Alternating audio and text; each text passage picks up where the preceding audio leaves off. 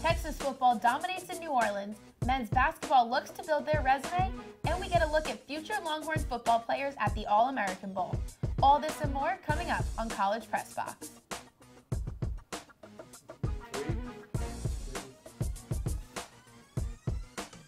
Good evening and welcome to College Press Box for our first show of 2019. I'm Bailey Wald, joined by Madison Hager. We hope everyone had a great New Year, as many of our Texas Longhorns football fans did while watching the Sugar Bowl on January 1st. Despite a loss to Oklahoma in the Big 12 Championship, the Longhorns had a chance to make a statement and face SEC powerhouse Georgia in a New Year's Six Bowl. The Bulldogs were highly favored, but the Longhorns came to compete. Let's head down to the Superdome for the highlights. Texas came to New Orleans ready to play. Sam Ehlinger starts the game with a touchdown for the Horns up 7-0. Jake Fromm to DeAndre Swift fumbles the ball and Texas recovers it at the Georgia 12. Sam Ehlinger escapes the Georgia defense and rushes it into the end zone. Yet again, Texas is up 14-0. Jake Fromm to Brian Herron for the first points on the board for the Bulldogs. The score is now 21-7. Jake Fromm is ready to go and Anthony Wheeler says, "Not today," and that's a sack for the Longhorns. Jake Fromm sends the ball down the field, but senior PJ Locke receives it with an interception for Texas, and the crowd goes wild.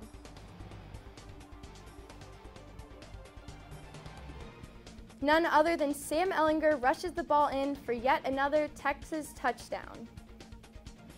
Jake Fromm then passes it to McCole Hardman. Texas is still up 28-14.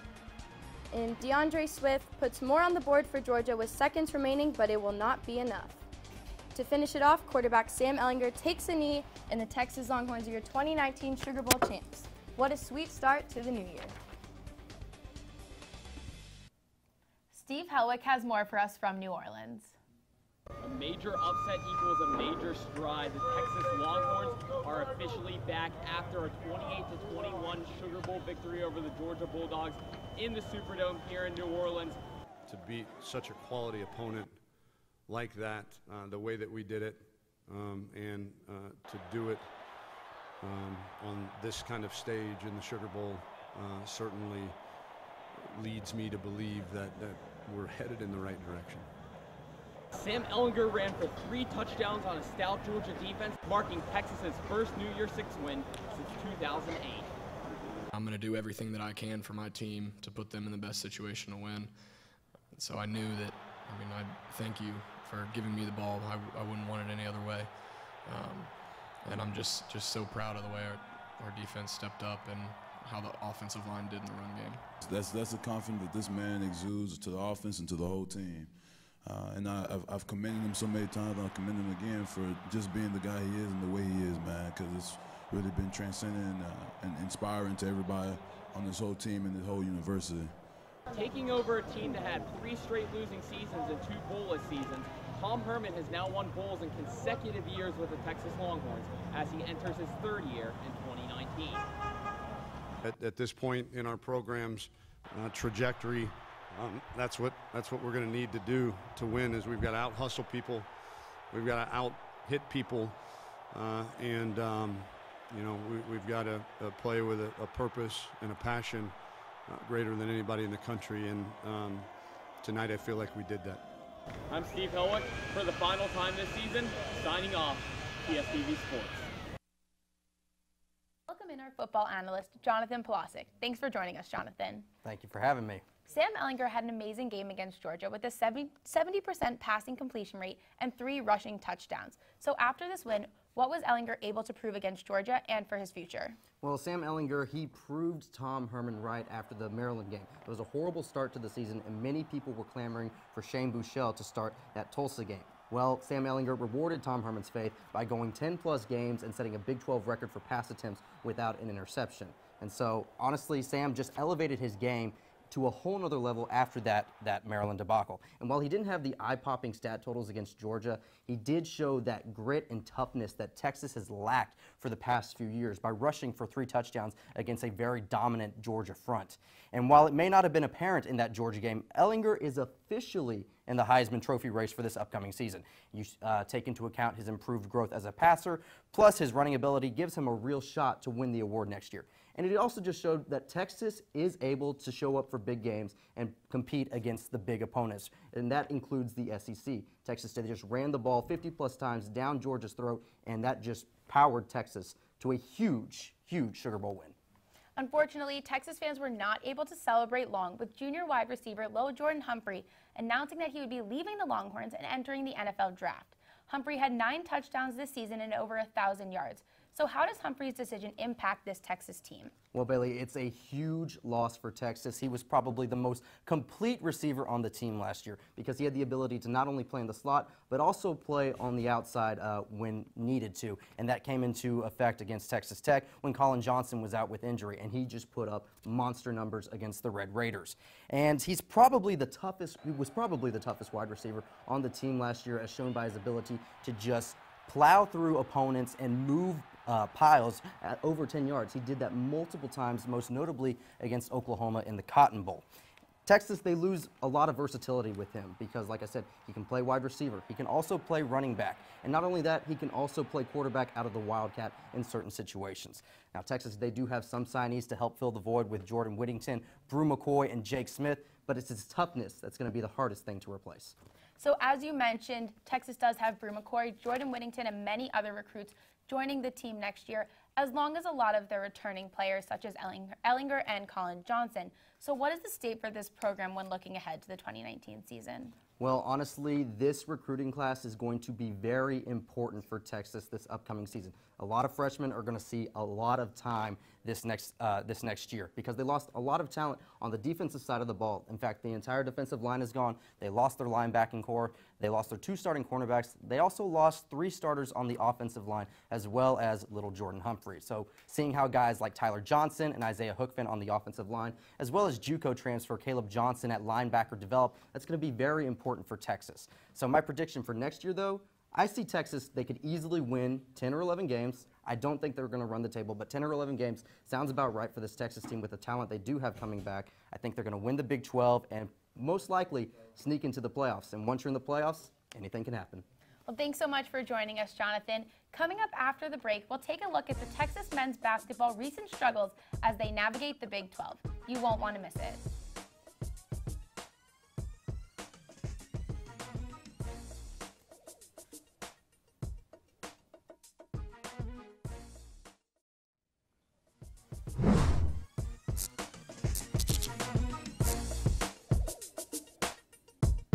Welcome back to College Press Box. The Texas Longhorns had a chance to get back into the Big 12 mix by hosting the Texas Tech Red Raiders. Let's head down to the drum for the highlights. And Texas Tech comes in ranked 8th in the nation. Early on, Jackson Hayes blocks a shot by Tariq Owen, and Matt Coleman goes up for the dunk, and it is good. Now Elijah Mitru-Long hits the 3, but the Red Raiders come right back, and Matt Mooney hits another 3-pointer to start off the second half. It's now 30-29, Texas Tech is up. And Matt Coleman throws it to Jackson Hayes for an alley-oop, and the Red Raiders are back with an alley-oop by Tariq Owens. Now Jace Febres with a 3, and once again, the Texas Tech Red Raiders will come back, and David Moretti will hit another 3. Kerwin Roach passes it to Jace Febres once again for another 3, but it won't be enough, and Texas loses 62-68 to the Red Raiders. Cameron Parker has more on the game from the drum. For 22 straight seasons, Texas Tech would travel to Austin and leave back for Lubbock without a win. On Saturday, that streak ended. After a promising 2-0 start to conference play, the Texas Longhorns dropped their second straight loss, this one to Texas Tech 88-82 to fall to 2-2 in conference play and 10-6 on the season. You know, you could sense it going into the game, and at halftime it was like, you know, let's go take this game. We weren't sound enough in a few different ways. The reality is, you know, you just don't get a lot of these opportunities, so, you know, you want to grab hold of it. Down by 4 with just over a minute left, Texas had a chance to make it a one-possession game, but a Jace Febres turnover dashed the hopes of the Longhorns pulling off the upset. I was just trying to be aggressive, draw a foul, didn't call it, lost the ball. if you had that play back, you just want him to go full speed. But if he doesn't, then you need to move the ball and get to the next one. Texas now travels to Lawrence, Kansas to take on the Jayhawks on Monday night. From the Irwin Center, Cameron Parker, TSTV Sports. Joining us in the studio tonight is basketball analyst Thomas Fitch. Great to have you. Welcome back. After the loss to Tech, Texas overcame the Sooners by 3 with the help of senior guard Kerwin Roach and the Minister of Culture Matthew McConaughey. Just a week later, Texas fell by 10 points to the Georgia Bulldogs. Thomas, what went wrong against the Bulldogs? Well, what went wrong is the offense finally shows up and the defense is nowhere to be found. The team scores 88 points, 43% from 3, 48% from the field, much better than they normally do, but they give up 98 points to Georgia, 70% from the three-point line, 67% from the field. And I know it's hard to defend a team when they're shooting 70%, making 70% of their shots. But you've got to guard on the perimeter, and it felt like Shaka did not do a good job of making adjustments and getting the guys back to the perimeter to stop that. The other thing, they forced 26 turnovers and did just about nothing with it. Whether it was a missed dunk after the turnover, a forced pass going out of bounds, they didn't capitalize well. It was just an undisciplined game, especially in the second half, and they lose by 10. Georgia definitely outshot the Horns. With competitive opponents remaining in the Big 12 play, such as Kansas on Tuesday, what does the team need to focus on moving forward? Well, what they need to be able to do is play a complete game. You look back at their past results against Georgia, early 23-16 lead, but then second half, undisciplined like I just talked about, and they go on to lose that. Against Kansas, leading the first half, they're up at half, and then they can't close in the second half because they go cold for a stretch. We go back all the way to November where they lead Michigan State by 19 points in the first half. They lead for 25 minutes straight in that game, but they only score 24 points and lose in the second half. There's just no consistency on this team, and you look at the point guards and shooting guards, there's none of that to be found there. Overall shooting, they're struggling. 245th in field goal percentage, 230th three-point shooting. And I know they're a defensive team, but you're going to have to make some points if you're going to win, and the guards are going to have to step up, whether it's Kerwin Roach, Matt Coleman, Elijah Mitrulong, Jace Febres. Someone's going to have to step up down the stretch, make the shots if they want a chance to make the tournament. Texas is definitely going to have to find a consistent shooter to put points on the board. Shaka's Texas teams have made it to the NCAA tournament twice, but have never finished in the AP Top 25. With this being Coach Smart's 4th season with the team, and with a 61-59 overall record, what is Shaka's future with this team? Well, it's pretty simple for Shaka. You make the tournament, win a couple games, and there's a good chance he's going to stay. But if he can't make the tournament, he has no excuse for the results. That would be making the tournament only 2 times out of his 4 years here. He hasn't won a tournament game. He's had so many resources. Look at Jared Allen, Mo Bamba, now Jackson Hayes. If he can't make the tournament this season and win a couple games there, he's gone. For sure. If you want to catch the next men's basketball game or any other UT sporting event, the best way to do so is to purchase the big ticket. You can get yours at texassports.com. Thomas, it is always a pleasure having you on the show. When we come back, we will check out tennis, the All-American Bowl, and more. Don't go anywhere.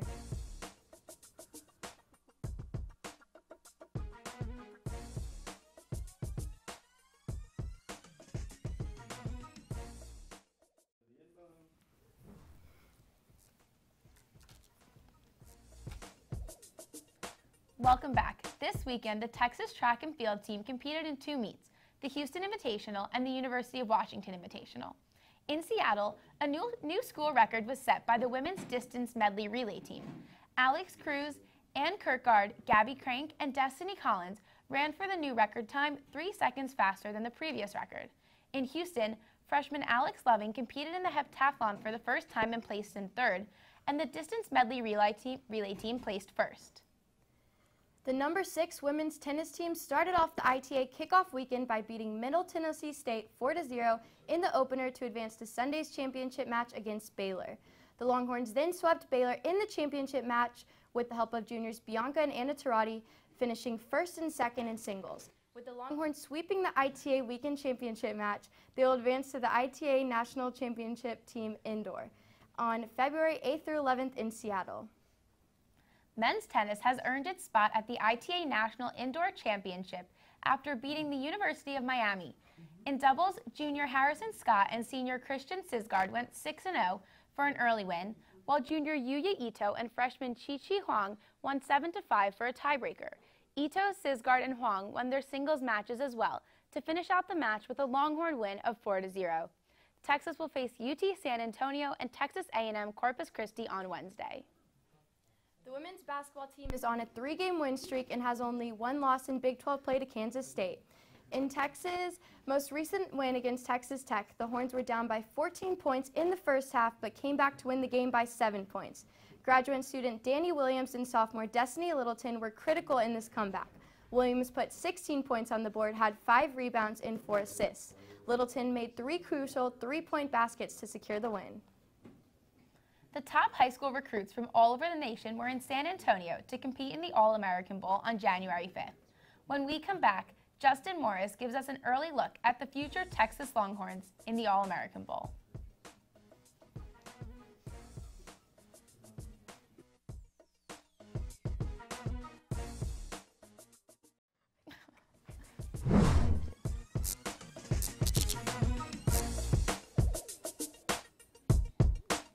Welcome back to College Press Box, and thanks for sticking around. Every year, the nation's top football recruits head to the Alamo Dome to showcase their skills. Justin Morris checked out some of the best of Texas football's 2019 signing class and has more on the game from San Antonio. Every January, the nation's best high school football players come to San Antonio, Texas to play in the country's most watched high school sporting event, the All-American Bowl. With a strong alumni, including 380 NFL draft picks and 16 Heisman finalists, the game is the dream of any high school football player in America. It's been a great journey to this point. I've been dreaming about it since I was young, so to finally get here is a great feeling. This year, 3 Longhorn commits played in the game. 4-star linebacker from California, DeGabriel Floyd, 4-star safety from Plano, Tyler Owens, and 5-star wide receiver from Cuero, Jordan Whittington. Leading up to the game, the commits participated in events across the Alamo City and interacted with fans along the way. Throughout the week, the soon-to-be Longhorns got to meet and practice with the players they would face on the field this fall. Tyler Owens talked about the camaraderie with the players during the week. I didn't think we would bond this close and this bad, but we all like brothers now. This allowed for some unique moments as Jordan Whittington was catching throws from Spencer Rattler, the future quarterback for the University of Oklahoma. Whittington has more on playing alongside his future Red River rival. I mean, for right now, I'm trying to be his best friend. But I mean, we're cool. I mean, that's my dog or whatever, and he's a good person. All 3 Longhorn commits played for the West team, who ended up losing the game 48-14. However, the game did give Texas fans a lot to look forward to, as Owens and Floyd stood out amongst the West defense. Despite the loss, the Longhorn commits were eager to play for Texas this fall. Very excited. I've been waiting for it, and the day's coming closer and closer. I'm very excited. That's my home now. Ecstatic. I've been dreaming about being on campus ever since I committed, so I'm just ready to go, ready to learn, and ready to take on this new life. From San Antonio, I'm Justin Morris, TSTV Sports.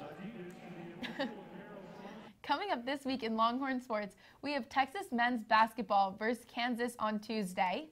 On Wednesday, men's tennis versus UTSA and Texas A&M.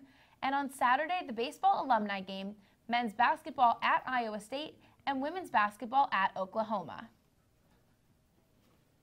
And that wraps up our show for tonight. From all of us here at TSTV, thank you for tuning in on your Monday evening.